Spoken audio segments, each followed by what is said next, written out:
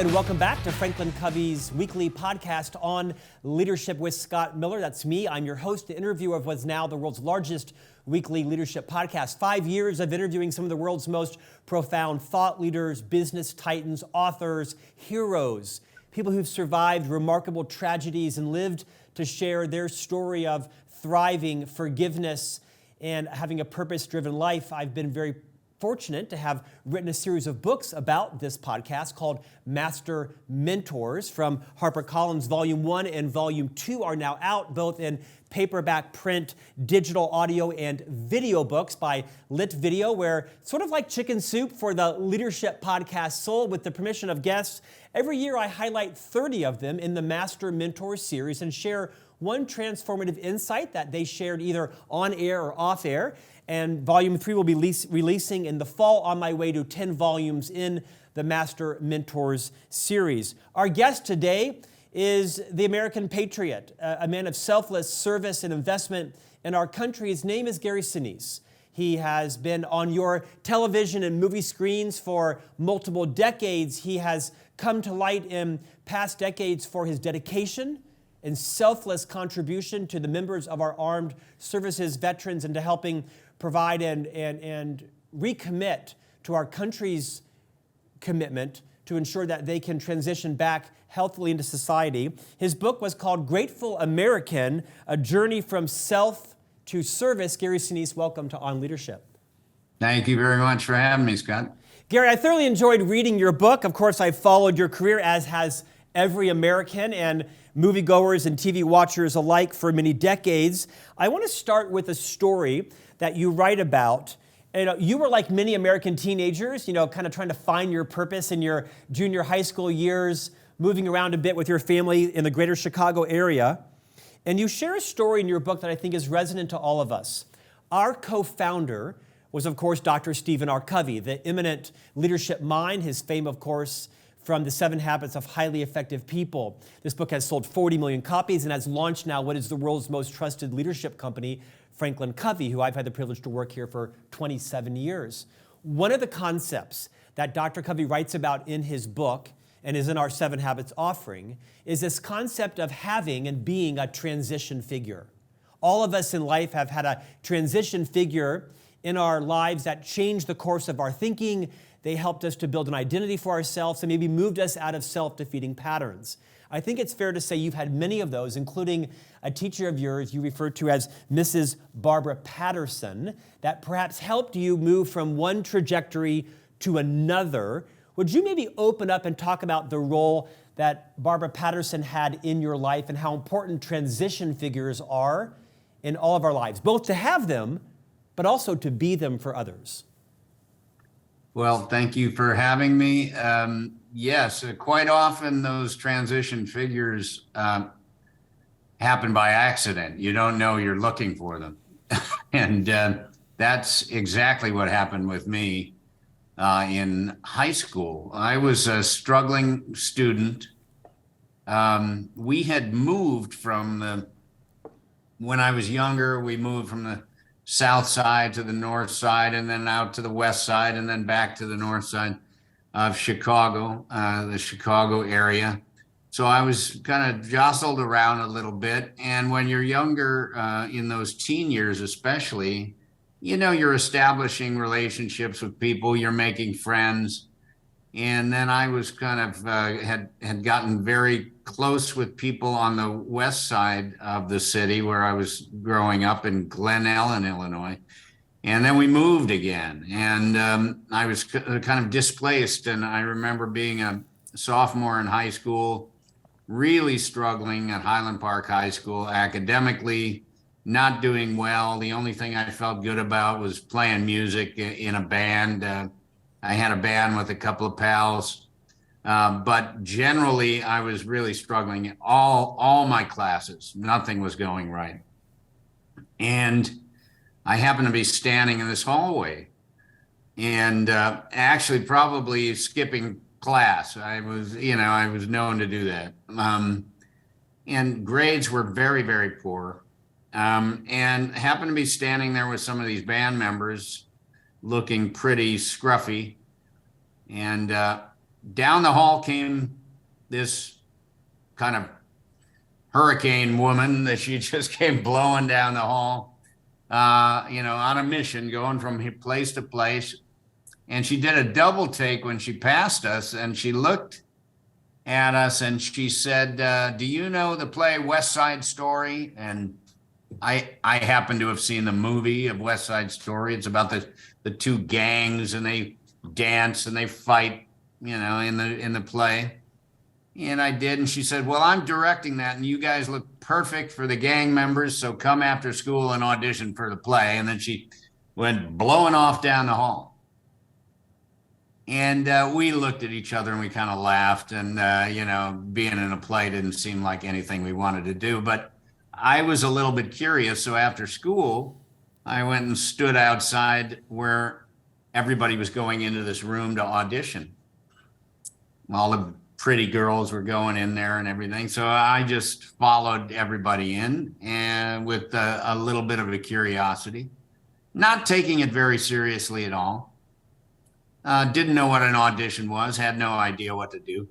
And somebody said, sign your name here. And I signed my name. And then they said, here's your lines. You read this part. And when your name is called, get up there and do it. And so I waited around and I saw the pretty girls auditioning and everything. And it was kind of fun. And they called my name. I got up there and I just started stumbling my way through it, not taking it seriously at all, making jokes and, just kind of screwing around. And I was getting a lot of laughs from the kids that were watching.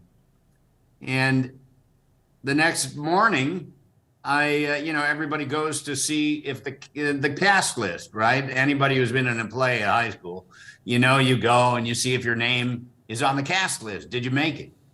And I went.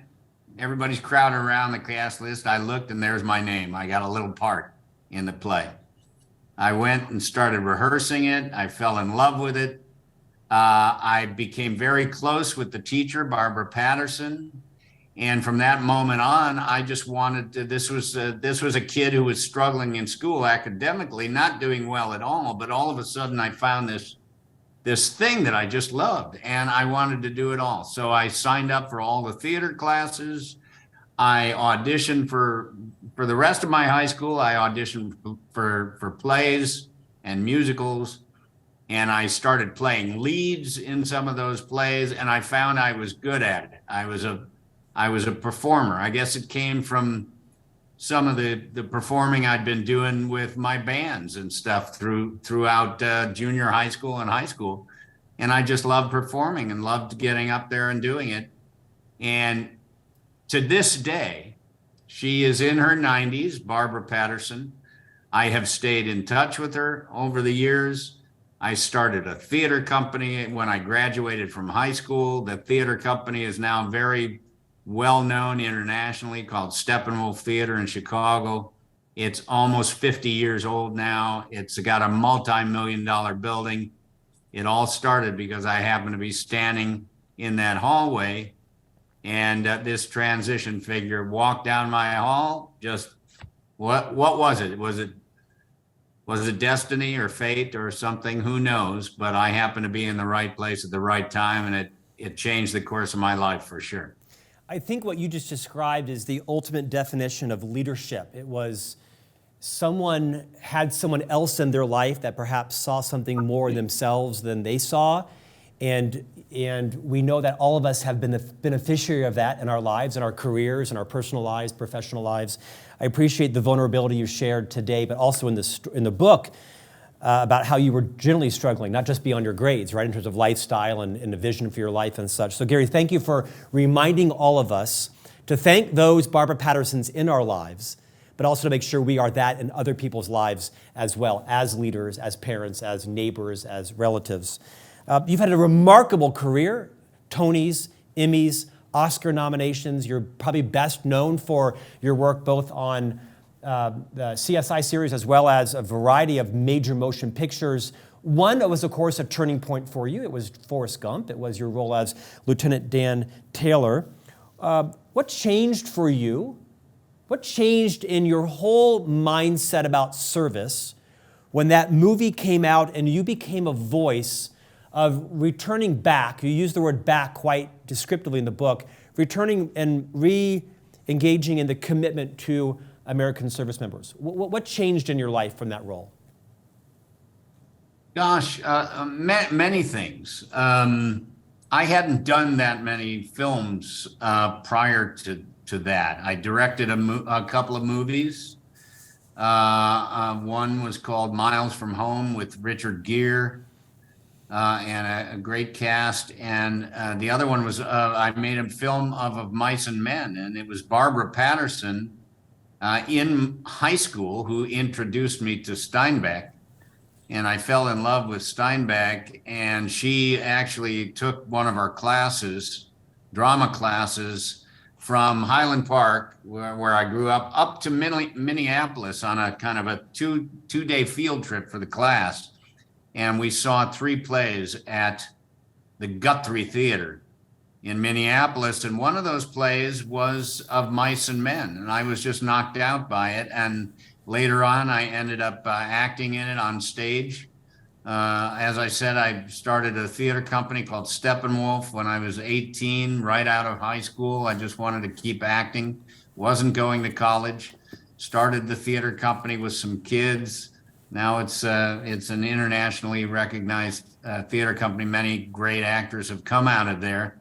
And the Steinbeck piece really introduced me to really powerful drama, I remember. So I wanted to direct that. I wanted to be in that play, which we did at Steppenwolf in 1981. And then years later, in 1992, I got the rights to make it into a movie. John Malkovich and I had done it on stage together. He's a member of the Steppenwolf Theater. John and I had done it on stage, so I asked John to do the movie. And in 1992, the movie came out. Maybe 6 months later, 8 months later, after the movie came out, 1993, I got a call from my agent saying they want you to come and audition for this movie called Forrest Gump. And I went in, and turns out that they had seen Of Mice and Men, and that's why they called me in to audition for Forrest Gump, which I was eager to do because I have Vietnam veterans in my family. I had gotten very involved in the early 80s with supporting Vietnam veterans in the Chicago area. I had, directed some theater pieces that were focused on telling the stories of Vietnam veterans. So I was very eager to play the Vietnam veteran Forrest Gump. So I couldn't wait to get to the audition. I did the audition, and then I didn't hear anything for a while. But about 3 weeks later, they called and said, "Hey, you got the part." So I got the part of Lieutenant Dan. I went to work on the movie. The movie came out July 6th, 1994. It was, of course, a very big, popular movie that year. It won 6 Oscars, including Best Picture. And about 6 weeks, maybe, after the movie came out, I received a call from the Disabled American Veterans Organization, which I didn't know anything about. And this is an organization that's been around since right after World War I. And it's an organization focused specifically on advocating and supporting service members who had been injured during their military service. At that time, they had 1.5 million members. They invited me to come to their national convention in Chicago that year, and they wanted to present me with an award for playing Lieutenant Dan in Forrest Gump. But obviously, Lieutenant Dan was severely injured, losing both of his legs, and they felt like they wanted to, salute the role and my work in the film. So they invited me to their national convention. I went there, I walked out on stage, and I was completely knocked out, seeing over 2,000 wounded veterans. And those that could stand up, who weren't in wheelchairs, were standing up, and they were applauding. And it was just very, very powerful and very moving. So from that point on, I stayed in touch with the DAV, Disabled American Veterans, and kept working to try to support them. And then several things happened along the way, and all of a sudden, there we were on September 11, 2001. We get attacked, and I wanted to be a part of supporting the men and women who were deploying in reaction to that attack. So I raised my hand and I started going out for the USO. This was in, shortly after Forrest Gump, or shortly after September 11th. And I remember walking into hospital rooms and they wouldn't know what my name was. People were coming back from the battlefield in either Iraq or Afghanistan injured, and I'd walk into a hospital and they'd recognize me from Forrest Gump and want to talk about Lieutenant Dan.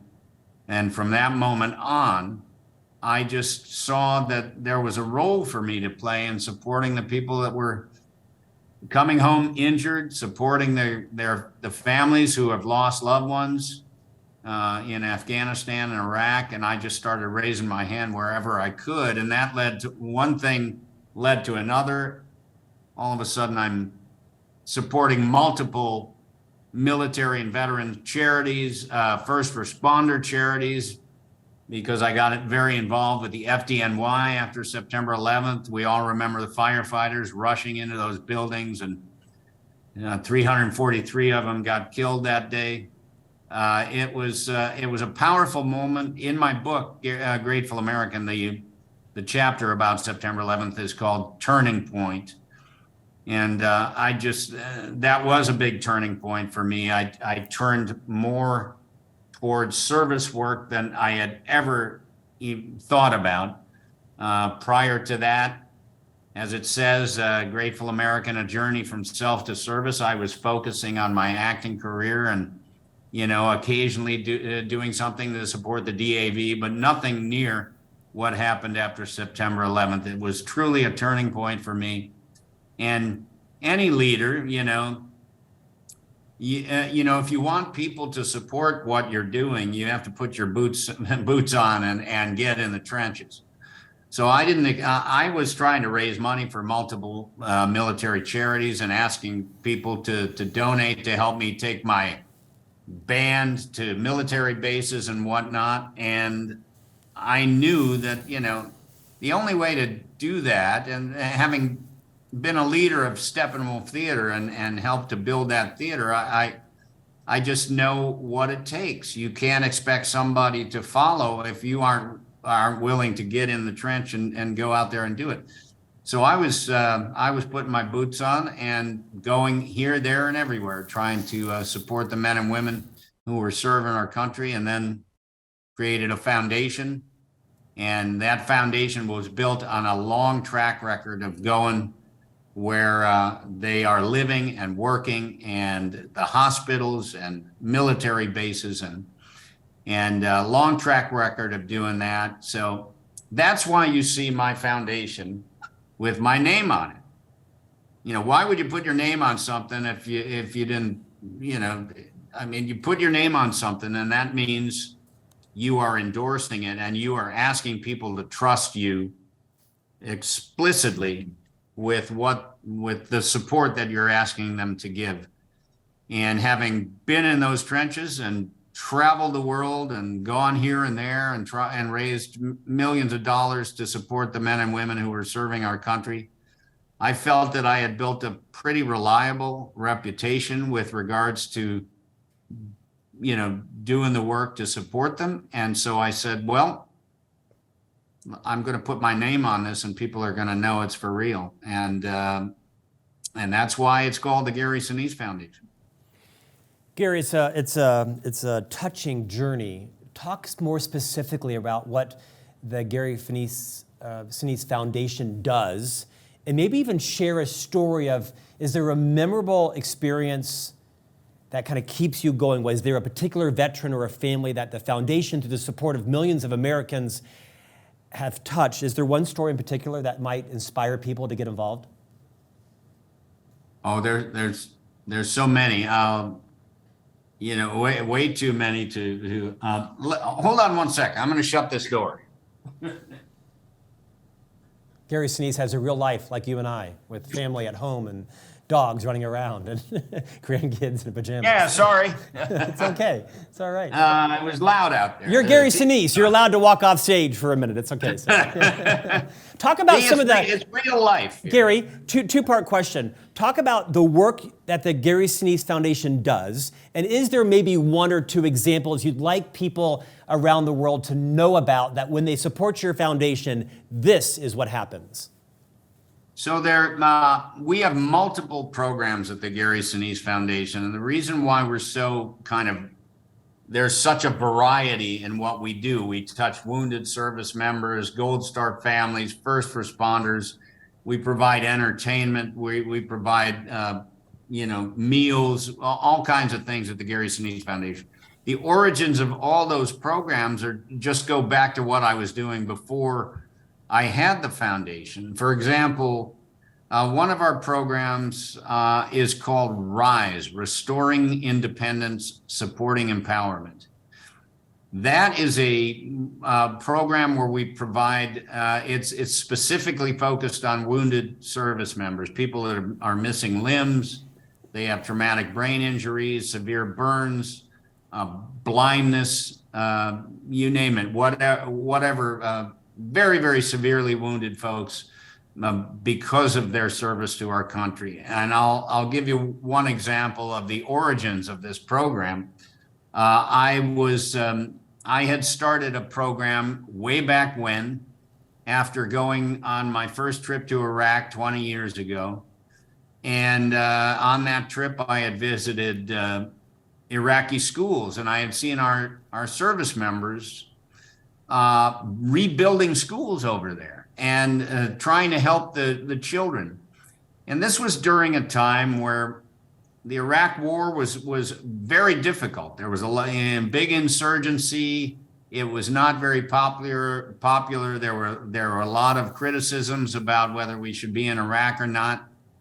Well, having Vietnam veterans in my family, I remember what it was like for Vietnam veterans. They getting caught in the middle of a divided nation and a media that had turned its back on the war and all that. I didn't want that to happen to our Iraq and Afghanistan veterans, so I tried to do what I could. And after going to Iraq and visiting these schools and seeing our service members interact with these kids, and it was beautiful to see them and to see the kids just embracing the soldiers. We weren't hearing about that. So I came home and I started a program to collect school supplies and send to the soldiers so that they could take them out to the villages that they were going through and pass these school supplies out to the children in these various schools. We sent hundreds of thousands of school supply kits over there. And on one of our trips, I had teamed up with American Airlines early on, and they started providing travel support for me and for my band and for different things. Well, we came up with a mission trip where they would take about 22 tons of these school supplies over to Iraq and distribute them. I was shooting CSI New York, so I couldn't go on that trip, but they took the supplies. I had some other friends go on that trip. And on their way back, they went to Germany, and they stopped in Germany. And some of the folks on the trip went to Landstuhl Medical Center to visit some of our wounded there. And I got a call saying, hey, we're at the hospital. There's a soldier here who just arrived at the hospital. He was blown up 2 days ago. He lost both his arms and both his legs, and he's going to be heading back home to Walter Reed very shortly. I had a trip coming up to Walter Reed where I just would go and visit the troops. Lieutenant Dan would walk in and visit folks that were in their hospital beds. So I knew I would go see him. His name is Brendan Morocco. He lost both arms, both his legs. He was a soldier in the U.S. Army. I went into Walter Reed. I saw him, visited with him. About 6 months later, I was shooting in New York, CSI New York. And the commissioner of the fire department came to my set, and I had helped them and the FDNY raise money to build a memorial there and do all kinds of things. And he came and said, "We have a soldier who's missing both his arms and both his legs from Staten Island, and we want to build him a house." And I said, "I know who you're talking about. I just saw him in the hospital a few months ago." So I volunteered to donate my band to raise the money to build the house for Brendan Morocco. That was the origins of what grew into our RISE program at the Gary Sinise Foundation, where we've now given away 81 homes to very severely, badly wounded service members. And these are life-changing homes for them and their families. They are mortgage-free homes. They are specifically designed to accommodate the disabilities and the challenges that somebody who is very, very severely injured is facing in life. And they can be a real stress reliever, taking that off. That is one moment visiting the hospitals that I'll never forget, because and I've visited the hospital multiple times and met hundreds of wounded service members. But that one stands out for me because it led to the creation of a program at my foundation that has, raised millions of dollars to provide these specially adapted smart technology homes. We put all kinds of smart technology in there that can make life just more independent and much more manageable for somebody who's been severely injured in battle and sacrificed so much for our country. Gary, it's hard not to appreciate your life of service, listening to your stories. Our time is ending here. I want to ask you one final question. You've been described reluctantly by many as the modern-day Bob Hope. You've lived a life of service and inspired countless millions around the world to do the same for their own great causes, including that of the Gary Sinise Foundation. I'd like you to finish our conversation by speaking to the millions of parents that are listening or watching to this, and the millions of business leaders, entrepreneurs, coaches, mentors, guides, allies, supporters.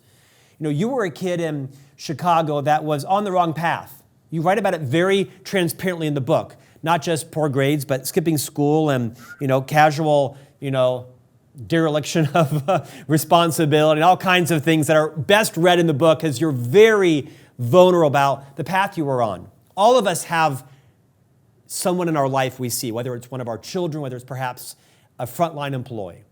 Would you just kind of reignite everyone's instinct for service to become that Barbara Patterson? Because honestly, had it not been for those maybe early transition figures in your life, I'm not sure you'd be where you are now. Clearly you are talented and you have, a great sense of self-esteem and an incomparable work ethic and on and on and on. You have earned the right to be where you are, and you've lived a life of service. Reinfuse in everyone the gift today to go forward and be that transition figure in someone else's life. Thank you. Yes, as I said, there may have been some destiny involved. There may have been some fate involved. There may have been just some magic involved that happened to place me in a certain place at a certain time, that I would end up discovering something that I would be good at and able to make a living at and to succeed at. But I also think that early in life, my father was he was very, very busy working all the time. So my mother was the one in charge of raising her 3 children, taking care of her own mother and her own sister. And I was in some ways left to my own devices.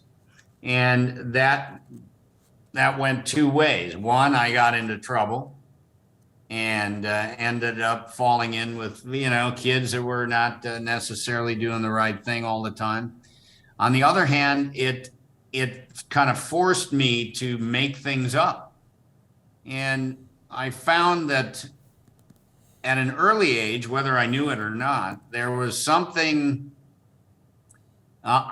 there was something in me that kind of took the bull by the horns. I mean, if there was a baseball game in the neighborhood that needed to be organized, I was the guy that organized it. If there was a you know a band thing that I wanted to do, I would figure out what music we were going to play and try to set up some show in somebody's backyard. I kind of had this do-it-yourself, go for it instinct and impulse as a young person that later manifested itself into running a theater company by the seat of my pants, making it up as we went along, because none of us had ever done that before. I was 18 years old, started the theater company, then became the artistic director, had to make decisions, had to learn how to make decisions, how to along, and somebody's got to decide what we're going to do on stage. Somebody's got to decide who's going to be in what. Somebody's got to decide how we're going to raise a little money. We had to make those things up. So early on in my early 20s and into my mid 20s, I was a leader of a theater company, and we were making it up as we went along. The more we failed, the more we succeeded, because each failure led to a new series of successes, because we learned from our mistakes. We made decisions the next time that we learned from the bad decisions that we'd made prior to that. And each time we made those decisions, we got stronger. And as we got stronger, we got more support for what we were doing. But I couldn't ask people to follow if I wasn't, willing to kind of take charge, lead, and, show them that I could learn from my own failures and from my own mistakes and get better at it. Maybe some of that is what that first mentor, Barbara Patterson, saw in me, that there was something, while I wasn't academically successful in school, while I failed my history class and my English class and my math class and my science class, I was good on stage, and I became a leader in the theater department. One of the top actors in the theater department, ended up directing my first plays in high school. We ended up building our first theater in the cafeteria at the high school, which led to us building a theater after high school. And now if you go to Steppenwolf in Chicago, if anybody's in Chicago, you'll know that Steppenwolf takes up an entire city block in a multi-million-dollar complex. And that complex was started by a bunch of kids with a passion, a desire to do something, and willing to sacrifice for it. We didn't make any money in the beginning. Nobody was in it for the money. It was all about the passionate desire to do something that we loved. And that manifested itself later on in this journey from self to service, in a devotion to taking the successes and the good fortune that I've had in the acting and in movie world and TV world, and turning it into something that could benefit others. Now that makes the career much more joyful.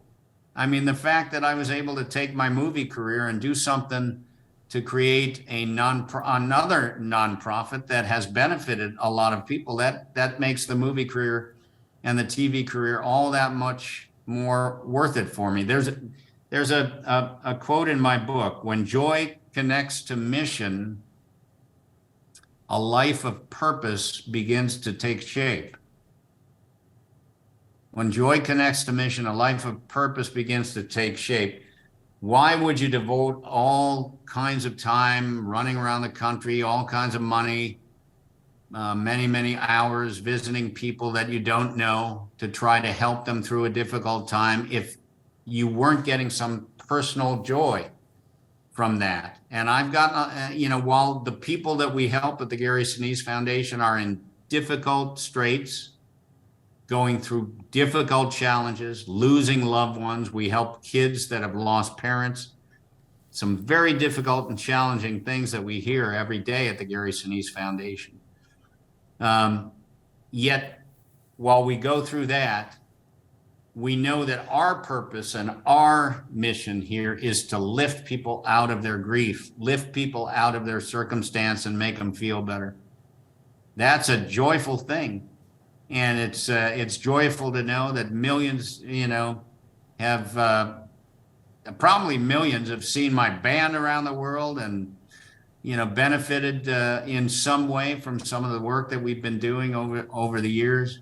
And that we've got thousands and thousands of our fellow citizens that are willing to support the Gary Sinise Foundation with their generous donations so that we can expand our outreach and always do a little more. That's a great feeling, and having mentors and people that help you along the way and pat you on the back and tell you to keep going, you're doing a good job.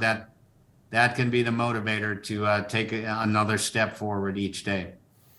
Gary, you kind of always hope your mentors rise to the occasion when you meet them, and you've done that today. Your selfless service to our country is nothing less than inspirational and motivating. And I want the listeners and viewers today to know your publicity team set very clear parameters. He has X period of time today with us, and you've almost doubled that by investing in our listeners and viewers. So I want everyone to know that you have far exceeded our expectations in terms of your continued selflessness. Your book is Grateful American, A Journey from Self to Service. Gary Sinise, thank you for your time today. It is my absolute pleasure. Thanks very much. And we'll see you back here next week for a new conversation on leadership.